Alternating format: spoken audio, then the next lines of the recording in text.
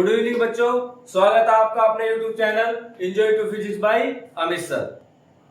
बच्चों, हम इस वीडियो में आपको यूपी बोर्ड के 12वीं क्लास की फिजिक्स पढ़ाएंगे और जिसमें हमारा पहला ही चैप्टर है वैद्युत क्षेत्र कूलॉम का नियम।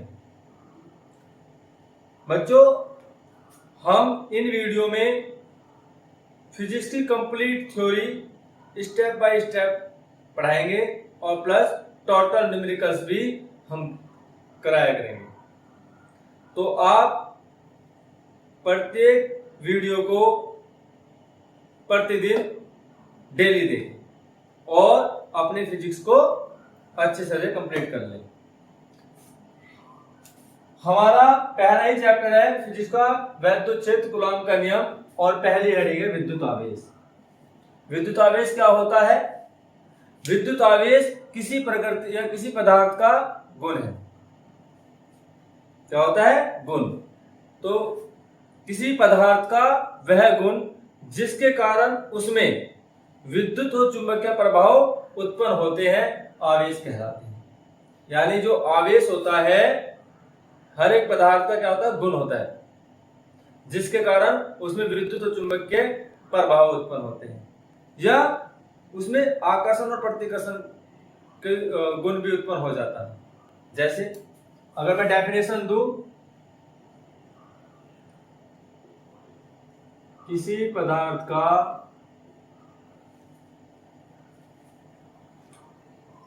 वह गुण, किसी पदार्थ का वह गुण जिसके कारण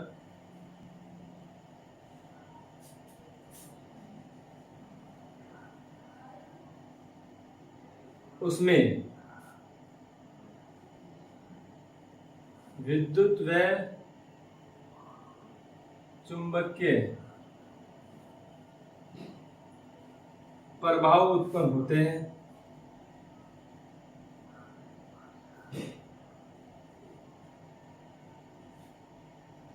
क्या कहलाता है?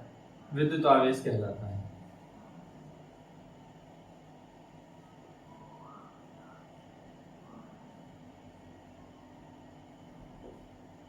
ठीक है बेटे, तो ध्यान रखना, किसी पदार्थ का वह गुण जिसके कारण उसमें विद्युत व चुंबकीय प्रभाव उत्पन्न होते हैं क्या कहलाते हैं? विद्युत आवेश कहलाते हैं। तो अगर तुम्हें आवेश की और जानकारी चाहिए तो मुझे कमेंट में बता दे। मैं आवेश की पूरी जानकारी देकर उसमें आपको मैं एक नई वीडियो अपलोड कर दूंगा। वैसे मैं आपको थोड़ी सी जानकारी अगर दूं, आवेश की सर्वप्रथम ग्रीक के वैज्ञानिक थेल्स ने देखा था। इसका प्रयोग थेल्स ने किया था। उसके बाद इंग्लैंड के वैज्ञानिक गिलबर्ट ने देखा और उसके बाद 1750 ईस्वी में फ्रैंकलिन। 1750 ईस्वी में फ्रैंकलिन ने आवेश के जो दो प्रकार होते हैं उनके नामकरण करा था। तो फ्रैंकलिन ने बताया था कि आवेश दो प्रकार के होते हैं। नंबर एक धनावेश, नंबर दो ऋणावेश। तो फ्रैंकलिन ने 1750 ईस्वी में बताया था कि जो आवेश है वे दो प्रकार के होते हैं, नंबर एक धनावेश और नंबर दो ऋणावेश। अब धनावेश को हेडिंग बना ले। अब धनावेश की हम डेफिनेशन कैसे दें? तो बच्चों, इसके लिए हमें यह पता होना बहुत जरूरी है। थोड़ा सा वीडियो को ध्यान से देखना, 1 नंबर का न्यूमेरिकल्स इसी टॉपिक पर आएगा। तो देखिए, सर्वप्रथम आपको पता होना चाहिए कि जो हर एक पदार्थ है वो किससे मिलकर बना होता है? परमाणु से। और परमाणु के अंदर पाए जाते हैं प्रोटॉन और न्यूट्रॉन, प्रोटॉन, इलेक्ट्रॉन और न्यूट्रॉन। अगर बात करें हम इलेक्ट्रॉन की, तो जो इलेक्ट्रॉन पर जो आवेश होता है वो होता है माइनस के 1.6 इंटू 10⁻⁻19 कूलम। और जो प्रोटॉन पर आवेश होता है, अगर इलेक्ट्रॉन पर आवेश की बात करें,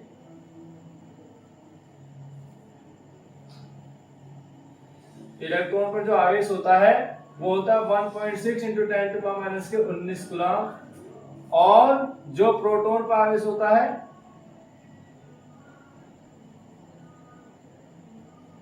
वो होता है इलेक्ट्रॉन पे आवेश माइनस का होता है और प्रोटॉन पे आवेश प्लस का। तो इलेक्ट्रॉन पे माइनस के 1.6 इंटू 10 टू पावर माइनस के 19 कूलम आवेश और प्रोटॉन पे जो आवेश होता है वो प्लस के 1.6 इंटू 10 टू पावर माइनस के 19 कूलम। मतलब इलेक्ट्रॉन और प्रोटॉन पर समान आवेश होता है, बस उनकी प्रकृति क्या होती है, विपरीत होती है। इलेक्ट्रॉन पे आवेश माइनस का और प्रोटॉन पे आवेश प्लस का होता है। तो देखिए बात क्या है, और जो न्यूट्रॉन होते हैं परमाणु के अंदर उन पे कोई चार्ज नहीं होता, तो न्यूट्रॉन से कोई मतलब नहीं। अब देखते हैं यहां पे, मान लो ये हमारा एक कंडक्टर एक चालक है और ये चालक बी है। अगर हम चालक ए में कहें इलेक्ट्रॉनों की जो संख्या यहाँ पे 14, सपोज कि चालक ए में इलेक्ट्रॉन 14 है और प्रोटॉन भी 14 है, इसमें इलेक्ट्रॉन 15 है और प्रोटॉन भी 15 है।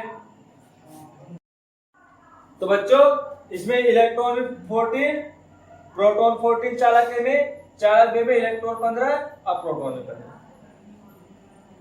अगर मैं क्या करूं, किसी पदार्थ में एक इलेक्ट्रॉन और एक प्रोटॉन हो तो उस पदार्थ का कुल चार्ज कितना होगा, 0। रीजन, इलेक्ट्रॉन पे चार्ज माइनस के 1.6 10 to power minus 19 coulomb, proton पे चार्ज प्लस के 1.6 10 टू पावर माइनस 19 कूलम, दोनों एक एक है, दोनों का कुल चार्ज कैंसिल 0। तो यदि किसी पदार्थ पर इलेक्ट्रॉन और प्रोटॉनों की संख्या सेम हो तो उस पे चार्ज कितना होगा, 0। तो आप यहां पे आए तो यहां पे इलेक्ट्रॉन 14 है, प्रोटॉन भी 14 है, तो इस चालक ए का जो टोटल चार्ज होगा वो कितना होगा, 0। चालक बी पे इलेक्ट्रॉन 15 प्रोटॉन 15, कुल चार्ज कितना होगा, 0। सर्वप्रथम थेल्स ने यही देखा था, उन्होंने एक अंबर को ऊन से रगड़ा, रगड़ने के बाद अंबर छोटे छोटे कागज के टुकड़ों को आकर्षित कर देता है। इसी बात को आगे जाके गिलबर्ट ने कहा था कि जो पदार्थ है वो वैद्युतमय हो जाता है, यानी उसमें छोटे छोटे कागजों को आकर्षित करने का गुण आ जाता है, जिसे हम आवेश कहते हैं। फ्रैंकलिन ने फिर इसकी उत्पत्ति करी थी, उन्होंने ये लिया तो सेम 14 यहाँ पे क्या हो गया, टोटल चार्ज 0। उन्होंने आपस में रगड़ा, रगड़ने के बाद वापस से देखा, क्या देखा, देखा कि इसमें से इलेक्ट्रॉन स्थानांतरित हो गए, यानी इसमें से एक इलेक्ट्रॉन निकलकर चालक बी में चला। तो यहां पे इलेक्ट्रॉन कितने रह गए, 13। प्रोटॉन सेम उतने ही है, क्योंकि प्रोटॉन कभी स्थानांतरित नहीं होते। यहां पे इलेक्ट्रॉन हो गए 16 और प्रोटॉन कितने हैं, 15। भाई जब हमने इन्हें दोनों चालकों को आपस में रगड़ा, रगड़ने पे देखा कि यहां से एक इलेक्ट्रॉन स्थानांतरित हो गया चालक बी में, तो यहाँ पे 13 हो गए, रह गए इलेक्ट्रॉन, वहां से 16 हो गए। अब 13 इलेक्ट्रॉन और 14 प्रोटॉन है, तो 13 इलेक्ट्रॉन 13 प्रोटॉन से मिलकर क्या हो जाएंगे, आवेश को शून्य कर देंगे, उदासीन बना देंगे।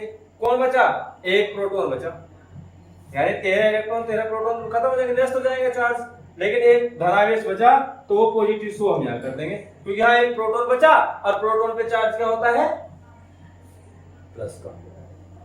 इसी प्रकार से यहां पर एक इलेक्ट्रॉन बढ़ गया, यहां पे हो गए 16 इलेक्ट्रॉन और प्रोटॉन रह गए 15। तो जो एक इलेक्ट्रॉन यहां का फालतू, यानी 15 प्रोटॉन 15 इलेक्ट्रॉन का 0 हो जाएगा, एक इलेक्ट्रॉन बचा। इलेक्ट्रॉन पे चार्ज होता है माइनस का, तो यहां पर चार्ज हो जाएगा माइनस का। हमने फिर रगड़ा तो इसमें से एक इलेक्ट्रॉन निकलकर फिर इधर चला गया, यहां पर अब इलेक्ट्रॉन रह गए 12 और वहां पर 2 इलेक्ट्रॉन, वहां पे इलेक्ट्रॉन हो गए 17। तो 12 इलेक्ट्रॉन 12 प्रोटोनों को मिलाकर कहता है 0, 2 प्रोटोन यहाँ पर शो हो गए, तो यहाँ पे 2 प्लस पॉजिटिव चार्ज दिखा देंगे, बिकॉज प्रोटोन पे पॉजिटिव चार्ज होता है। और इस पे कितने, इस पे 2 इलेक्ट्रॉन अधिक है, यानी 15 प्रोटॉन 15 इलेक्ट्रॉन को काट के जो रहेगा 2 इलेक्ट्रॉन फालतू यहाँ पे जाएंगे, 2 इलेक्ट्रॉन 100 हो जाएगा। ये बच्चों बात समझ में आ गई? तो बच्चों अब हम धनावेश की डेफिनेशन कैसे देंगे? तो देखो धनावेश की डेफिनेशन कैसे देंगे। अब ये इस पे कौन सा चार्ज आ गया, धनावेश, और इस पे चार्ज आ गया ऋणावेश। तो देखो डेफिनेशन कैसे देंगे, वह चालक जिस पर प्रोटॉनों की अधिकता या इलेक्ट्रॉनों की कमी हो, तो चालक पर स्थित आवेश कौन सा होता है, धनावेश। क्योंकि जिस पर धनावेश है उस पर प्रोटॉन की अधिकता है या कह लो इलेक्ट्रॉन कम है, क्योंकि इस पे प्रोटॉन ज्यादा जाएंगे इलेक्ट्रॉन कम हो जाएंगे। तो धनावेश की डेफिनेशन देंगे, वह चालक जिस पर प्रोटॉनों की अधिकता या इलेक्ट्रॉनों की कमी हो, तो चालक पर स्थित आवेश धनावेश कहलाता है। तो हम यहाँ पे देंगे धनावेश की डेफिनेशन। मैं बच्चों से थोड़ा रफ कर रहा हूं, किसी को स्क्रीनशॉट लेना है स्क्रीनशॉट ले लीजिए। तो बच्चों हम धनावेश की देंगे, वह चालक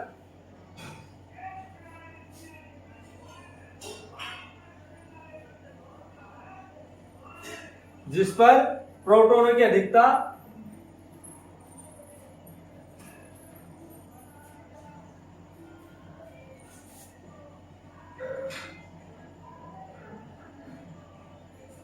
या इलेक्ट्रॉनों की कमी हो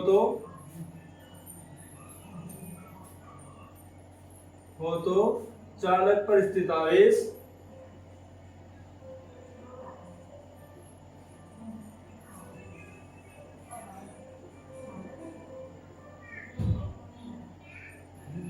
धनावेश कहलाता है। तो धनावेश क्या होता है, वह चालक जिस पर प्रोटॉनों की अधिकता या इलेक्ट्रॉनों की कमी हो, तो चालक पर स्थित आवेश धनावेश कहलाता है। ठीक है बच्चों, अब हम कहते हैं ऋणावेश। दूसरी डेफिनेशन जाएगी हमारी का इसकी, ऋणावेश की।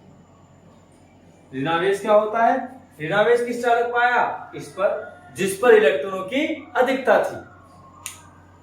तो ऋणावेश क्या होता है, वह चालक जिस पर इलेक्ट्रॉनों की अधिकता, क्योंकि इलेक्ट्रॉन अधिक है, या प्रोटॉनों की कमी कह लो, तो वह चालक जिस पर इलेक्ट्रॉनों की अधिकता या प्रोटॉनों की कमी हो, तो चालक पर स्थित आवेश कौन सा होता है, ऋणावेश कहलाता है। तो बच्चों देखो, वह चालक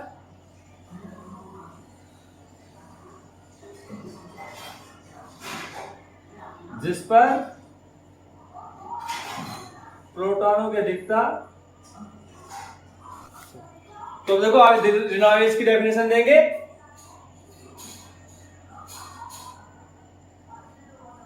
वह चालक जिस पर प्रोटॉनों की कमी या इलेक्ट्रॉनों की अधिकता होती है,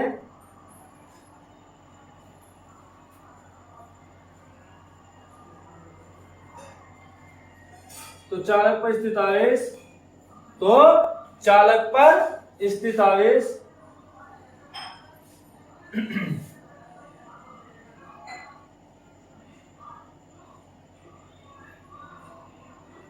ऋणावेश कहलाता है।